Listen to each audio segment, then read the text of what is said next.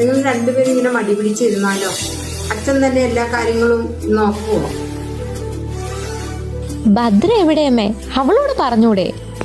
അവളുടെ കാര്യം അറിയാലോ. അവൾ എങ്ങോട്ടാന്ന് എന്നോട് പറയാതെയും കൊണ്ടാ പോയിരിക്കുന്നത്. അങ്ങനെ അങ്ങ് പറഞ്ഞാ മതിയോ? അപ്പം വെക്കേഷൻ കഴിയുമ്പോ ഞാൻ പോകുമ്പോഴോ? അത് അന്നാരത്തെ കാര്യല്ലേ. ഇപ്പൊ പൈപ്പ് കേടായെന്നും പറഞ്ഞ് വിളിച്ചിട്ടുണ്ടായിരുന്ന അയാൾ വന്നോ ഇല്ലയോ എന്ന് അറിയാൻ പാടില്ല. വിളിച്ചിട്ടാണെങ്കിൽ വിളിക്കണമില്ല. നമ്മളല്ലേ ഇതൊക്കെ നോക്കി ഇങ്ങനെ ചെയ്യേണ്ടത്.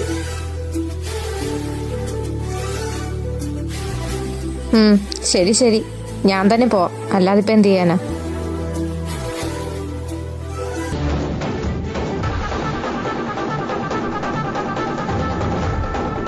ഇതെവിടേക്കാ രാവിലെ തന്നെ? ഒന്ന് പുറത്തു പോകേണ്ട ആവശ്യമുണ്ട്. അവൻ്റെ അടുത്ത് പോകുന്നതായിരിക്കും നിന്റെ ഇത്ര വലിയ ആവശ്യം.